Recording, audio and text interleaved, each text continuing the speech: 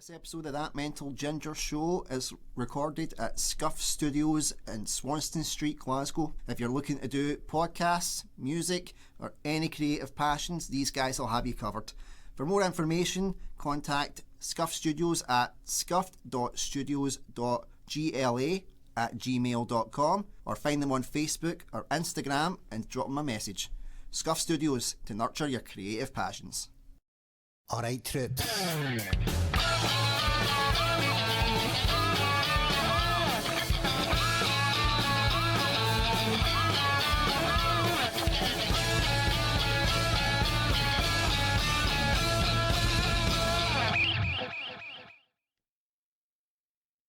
Hello and welcome to That Mental Ginger Show with your host Andrew Durning, aka The Mental Ginger. Well, my three faithful followers, we have a very special guest on this week. You'll know him as a friend of the show from the previous incarnation. It's James McKenna. James, thank you so much for coming on the show, buddy. Thanks for having me. Well, I want you to tell me a little bit about you. I say that every person has what I call an origin story. So let's hear about James McKenna's origin story. Well, a long, long time ago, in a galaxy far, far away. No, but yeah. Do you mean like how I got to be where I am, or? Yeah, when were you born? What were your interests growing up as a kid? You know, just the general things about you that we want to know. Well, I was born in Rutherglen Maternal, which is no longer here. Something that we share. I was born in Bells Hill Maternity, and that's no there. It's flats now. Yeah. What's yours now? It's a care home for elderly. A care home. So it went from from life to death. Essentially, yeah. Yeah. Yeah. So, because you're a bit younger than me, were you 1990s? I was 1987. 1987. Oh, you're the same age as me. I thought you were younger than me. When's your birthday? What exact? 1st of December. 1st of December. So I'm older than you by about 5 months. I'm 30th of June. So I thought you were younger than me by a couple of years. So. Well, thank you for that compliment. I like to let you know. I'll try. So what was life like growing up for you? Did you grow up in Rutherglen, or did you move to? When did you move to Hamilton?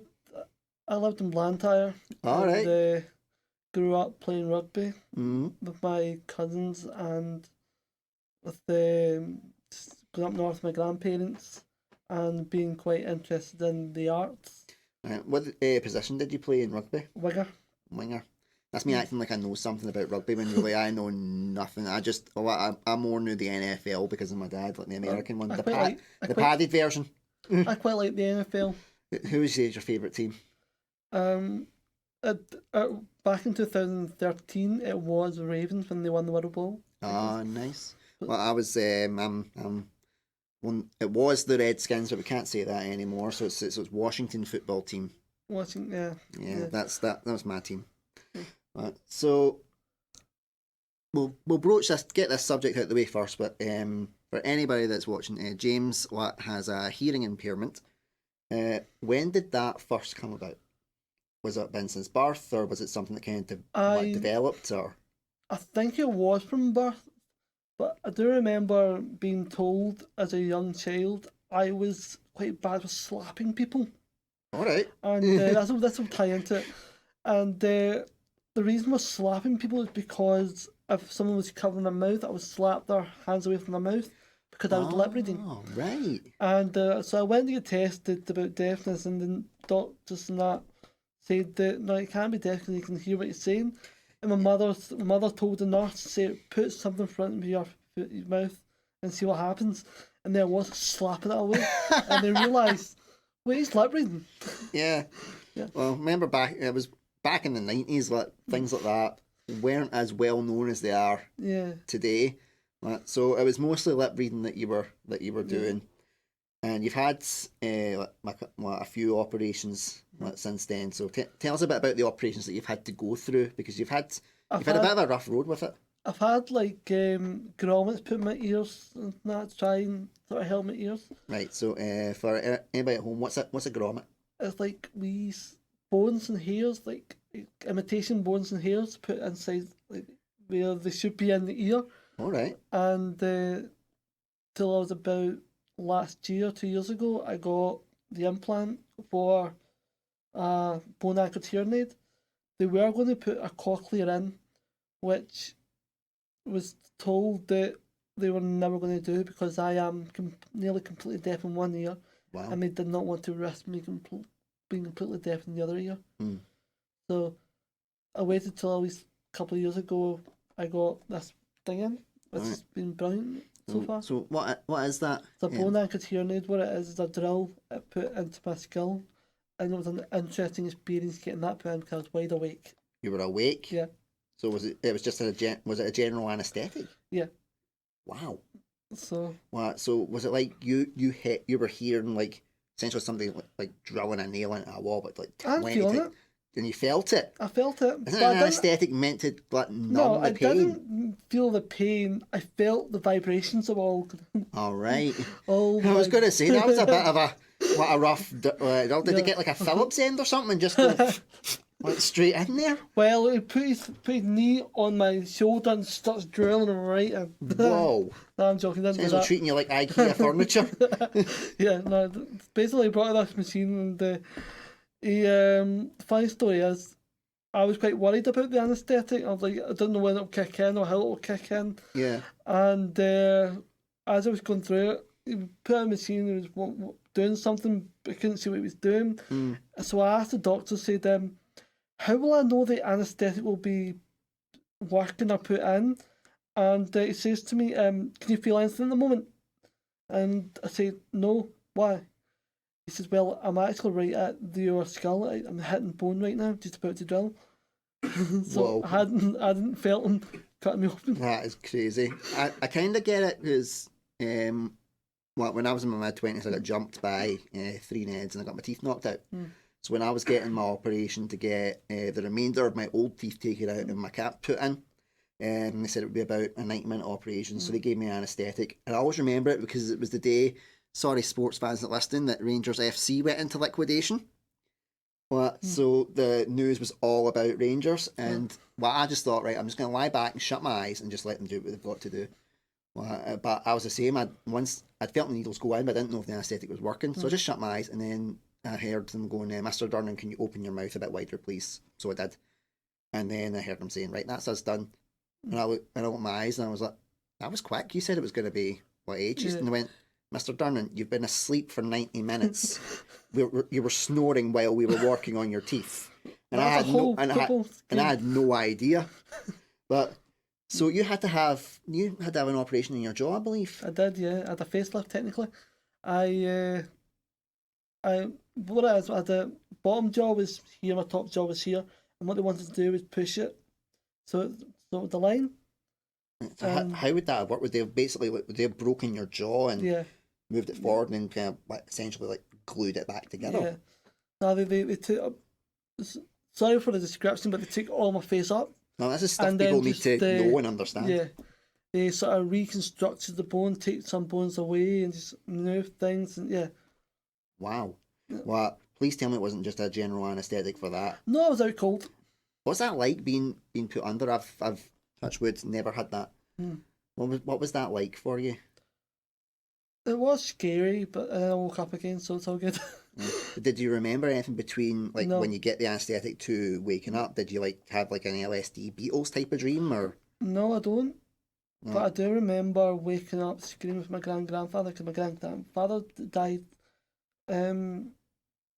Not long before I had that operation. Oh, right. So I can remember saying that I was talking to them. Yeah. But I don't remember talking to them. Wow. Yeah. That's obviously sorry for your granddad's passing. Now that's a nice segue to one of your passions, and that's bagpiping. Yeah. And we'd spoke in a previous episode that it was your grandfather that had got you into the bagpipes. Yep, it was. So you also had a very close relationship with your granddad. I did and I didn't. Enlighten. I didn't because I felt like my grandfather was, I've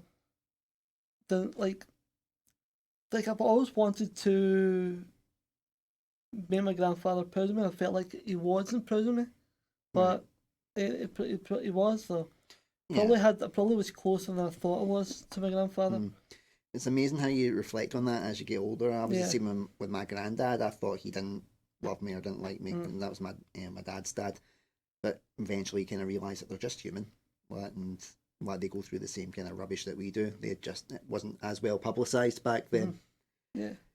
So your granddad got you into the bagpipes. Yeah. And what made you keep going with them? Because obviously you said you took his bagpipes from, but like anything else, like you could take something that belongs to someone and then just not use it anymore. What made you keep going, and even especially after he passed away? Just basically under my grandfather, because my grandfather meant that much to me. I just took his pipes on and keep playing. It became a passion for me, and I enjoy it. Yeah, and you've done really well with the championship stuff. How many medals have you won now? I've actually won 2 medals in an amateur championship. I qualified with a band in 2019. Oh, brilliant! At the Worlds. What band again? I was in Uddingston, and now I'm with a new band that's formed called Livingston Caledonia. Oh, brilliant! Yeah. So, is there any championships kind of coming up? No, not this year. Hoping for next year. Is that because of everything that happened with the pandemic? Yes, yeah. How did you find that with the pandemic? Because a lot of people were in lockdown, a lot of people were kind of isolated. And you live with, your mum lives with you, doesn't she? Yeah. So how did you find it just kind of essentially being cooped up? Because you would have been in the vulnerable category, would you? Kind of, yeah. So how long were you essentially cooped up? I was quite I couldn't really count. I was quite fortunate that I could work from home as well. I think for a good majority of it, I stayed in the house. But as soon as things started slightly open up, I started to venture out, but being careful. How was your your mental health during that time? Because a lot of people had anxiety when things started to open back up. Yeah, I had a bit of anxiety when things open back up because I'm worried about catching COVID, because I do have other issues with my heart and different things going on. Tell us about the issues with your heart, because not even I know this. I had one side of my heart bigger than the other. I had a hole in my heart, I had valve problems, blood problems. Wow. And this is when I was born. And Jesus. so it's all fine now. It's all good now. Yeah, it's all good. Right. And ever since I started doing home workouts, it's been a lot better. Yeah. You talked about some of your home workouts before we went on air, and one of them was the DDP yoga. Oh, I love that, right. How did you get into it? Was it just something that you saw on social media and thought, oh, I'm gonna... Kinda, yeah. I saw a video of it and I thought, okay, that's kind of cool. Then it's left. Then a friend of mine started doing it, and he had DVDs of it. So he gave me a loan of them, and I started really enjoying it, and then I got into it from there. And it's just been pretty good, done me quite well. Very good. Well, for those who need to know, James and I actually met doing a performing arts course. We were in the acting performance course at Coatbridge College. And what made you decide to go into the performing arts in particular? I don't really know anymore because I forgot about that. But I think it's mainly... Have you tried to repress it for legal reasons or something? Yes. Yeah. We know some of the lecturers, there could be a reason for that. Yes. Yeah, well, I kind of wanted to do something unusual, something that nobody else in my family's doing, and I quite like the arts and the theatre and that. So I wanted to try and go for that. What was your kind of goal? Did you want to do acting, or did you want to work behind the scenes? I did want to do acting, then I ventured behind the scenes and I enjoyed that even more. I enjoyed creating things. Yeah, because you've done a lot of technical work as well. Yeah. Because did you go and study tech and then acting, or was it acting and then it was acting, then technical theatre. Ah, good. Where did you study technical theatre? Because I don't think Coatbridge College done that, did they? They did. All right. But I went to the University of Cumbria to do it. Oh, brilliant. That's fantastic. So I spent 2 years in Carlisle. Yeah. Oh, that's great. How did you find it down in Carlisle? Because obviously it's close to the border for us, but it's still quite a journey. Yeah. It's been a life change. It was a life change in 2 years, to be honest. Was it your first time kind of away from home? Yes, but that wasn't why it was life changing, because it realised the person I was then, I didn't want to be anymore. What Was there any specific thing that kind of made you realise that, or was it just kind of going through that course? It was, yeah, it was mainly because I ended up having a lot of anxiety, a lot of depression, a lot of things like I wasn't understanding like social situations. I wasn't understanding what I now have a lot bit more understanding than I am now. So yeah, it's been a whole life changing thing those 2 years. Probably the worst 2 years of my life. Wow. But could be the best because it drove me to do better, be a better person. Well, let's talk about like the kind of mental health aspects, because that's something that, as you know, we don't shy away from on this show. Especially, I mean, you look at me like I've got enough mental health issues that could sink the Titanic again. So, what was it like when you first kind of realised that you had depression? Because not a lot of people know that they've got it until after someone tells them that they might have it. At least that was the case with me. Is the fact that I was quite at a low point in Carlisle and I had no friends to help me and support me. And I just lashed out at everybody, done really bad things like pushing people away as far as I can and being generally a creepy bastard towards people sometimes. Right. And just, yeah, I was quite bad. And that became quite bad. And then after that, I realised I just did not want to be that person anymore. When you said you weren't picking up on like social kind of cues and social situations, in what ways were you feeling uncomfortable going to like events or anything like that? I felt uncomfortable going to events. I felt like I was getting the wrong end of the stick and I wasn't understanding clearly about the jokes and stuff like that. I was always the butt of the joke as well. Because why were you the butt of the joke? Was it because you were a techie, or was it something more serious? Was it to do with your hearing impairment? I finally feel like it has to do with my hearing pain. I feel like it's quite a bit to do with me not understanding what was said or as well. Cause I never really heard or understood what was going on. Because it's quite a loud environment, I can mishear things. Yeah, but the same thing. That's not your fault. That's ignorance on their part. Yeah. I mean, even I know that you have one good ear. Direct your focus towards that ear if you can.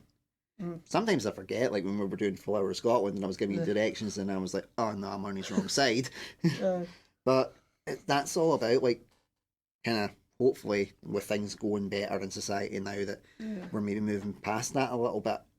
But I'm sorry that you had to go through that, man. That must have been hard, especially being so far from home. I mean, was there anybody down there that was a bit of a support for you, or? Not really. I found that out the hard way.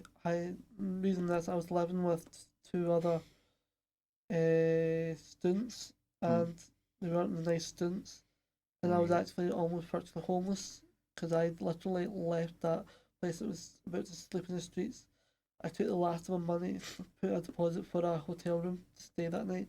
Wow. Phoned my landlord next day to get me a new property. Even my university phoned my landlord to get me a new property, and that worked. That helped. I was in a new property, better situation.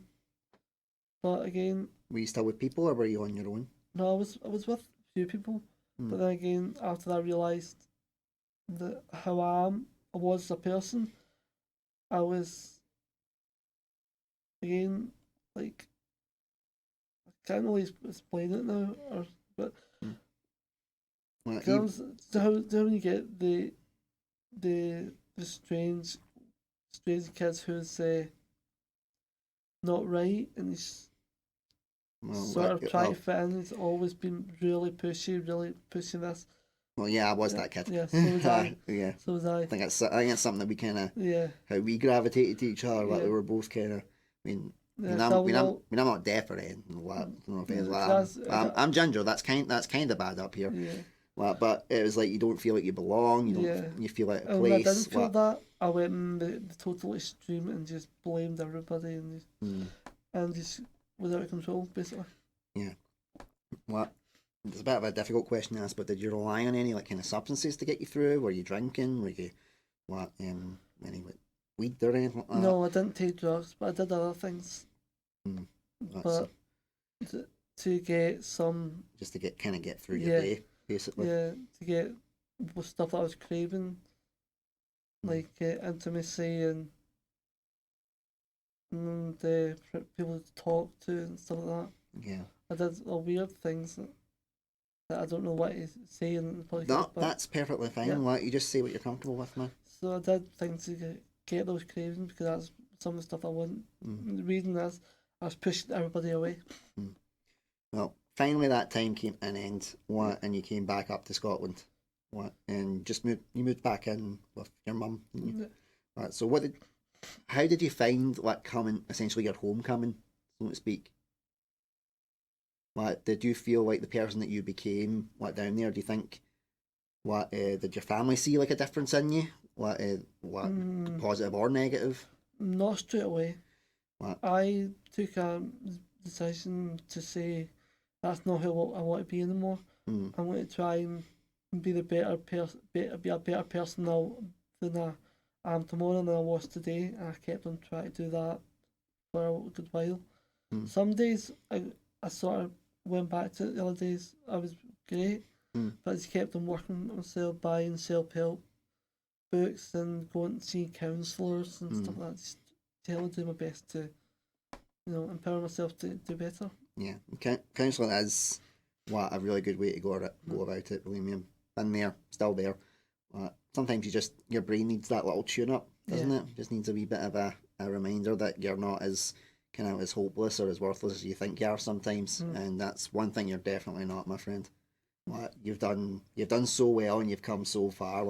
I'm really proud of you for the person that you've become. That was why I called you back to work on the Flower of Scotland cover that we done. And also to suss out to see how good you'd become at the Bagpipes, and you're pretty dang good, I must say. Yeah. I mean, you don't win the championships and get in pipe bands and stuff for no reason. Yeah. So let's look towards the future. What's the future hold for James McKenna, do you think? Do you think maybe you're just going to be getting back out in the piping tours? I kind of want to, do better in piping in general. Just try and do more solo stuff, get more championships under the belt, and just be more musically minded. Do you think it's just purely a hobby? Do you think it would be something that you would want to maybe try and pursue, like playing at weddings and things like that, and maybe getting yourself hired out and making a wee bit of coin out of something you love? Yeah, I'm slowly getting to that stage, I think. That's good. I'm really glad. Cause I see some of the videos that you put up, and it's really. Because I've watched you kind of go from. Cause it's been about 8 years that you've done the piping, isn't it? Or is it a bit longer? Since 2013. When I really started getting back into it. I left the piping for 4 years after my grandfather passed, and then I decided, I'm going to pick them back up. Yeah. I picked them back up in 2012, 2013. And I've got a video of me back then, and I hate it because it's so bad. Yeah. But I love it because it shows how far I've come. Yeah, because no one likes when they first kind of start out. I mean, when I did the first kind of couple of episodes of my show, I cringe at them, and how bad they are, how bad the editing is, and how I didn't want to be on camera, I didn't know how to work a mic. But looking back at them, it shows the progress of how you've went, and I've watched you as well, like when you've been putting up your videos through social media, basically from the start of your journey up to now, and even I can see the difference in you and how well what it's done for you. Your confidence has just kind of soared since then, and I'm really proud of you. Thank you. I'm proud of you as well from what you've achieved so far. Thanks, man. You just take it day by day, don't you? We're coming up on time, so I'm ask you the question that I ask anybody that's going to come on this show. If you could give one piece of advice to anybody that's maybe struggling with their mental health, what would you say would be your number one bit of advice? I kind of want to give a couple because I've been thinking about this a lot recently. The first one, it's okay not to be okay, and it's okay not to be the best at something. It's okay not to be good at something. The other one is never ever compare yourself to anybody else, because that'll put you back in that place. I'm not that good. I'm not good here. I'm not good at that. So never compare yourself to anyone else. Take whatever that person is, ask them to mentor you. rather than compare yourself. I think Because there's two books I always remember. Mm. The ego is the enemy. Mm. The obstacle's always the way. That's brilliant. I think that's really good advice. Yeah. Thank you so much. Those two books I read are from a writer called Ryan Holiday. I would totally recommend them. All right. I'll need to have a look at them myself and try and keep my ego in check sometimes. And that's why I do this last question, which is ask Andrew anything. And that's when I get a guest to come on and they can ask me any question they want, and I've got to answer it as truthfully as I can. So it's essentially me bearing my soul a little after they've just done the same for me. So James, do you have a question in mind for me? Yes, I do. And going from, you were telling me about you done 12, you were holding off 12 years for doing the Flower of Scotland stuff. Mm-hmm. And that's what I asked. How do you feel from where you were maybe 5, 12 years ago to where you are now? How do you feel you've come? Been a bit of a rough road. But on the one hand, like say, I've done the Flower of Scotland thing. I never thought I'd do that. And I finally got the right people and the right talent behind me and the right contacts to do that. I met Alison, and she's just been like my rock for me. She's been like my own personal saviour. I've got my 2 kids, and as much as I can say that there are wee gits at times, I love them more than anything. And I'm so glad they're not ginger. I'll definitely say that. Well, I say that as a joke, but it wouldn't matter if they were. Obviously, I love them to death. So I'm really proud in that sense. I've kind of got my shit together, but at the same time not got my shit together, because I've had 2 major psychotic breakdowns. Ever since I got diagnosed with mental health, everybody's attitude kind of turned towards me. Some of it was unconscious, but some of it was conscious, especially when I worked for, let's just say, it's a very big healthcare system. And they're good at preaching and about mental health, they're not good at practicing it. And I had to leave for the sake of it. I could have actually sued them for constructive dismissal. It was that bad. And it's been kind of rocky that way, career-wise. I'm fortunate that I'm in the job I'm in now. They're quite supportive, not all the time, but they're mostly supportive. They keep a roof over my son's heads, and that's the main goal. What keeps clothes in their backs and food in their bellies. That's you just want to look after your family when it comes to that. But would I be so glad to make a living out of this stuff? Absolutely, but we'll just wait and see how that comes. So it's 50-50. There's some bits you look back and go, ugh, why did I do that, or why did I say that, or how did that happen to me? But life's shit at times, and it's just what you do to get through it that kind of defines who you are. Well, James, thank you so much for coming on, buddy. I really appreciate you being here and telling your story. You're an amazing person, and it's a privilege to call you a friend. Thank you. So until next time, he's been James McKenna and I've been Andrew Durning. So until next time, take care, stay safe, bye bye. Bye.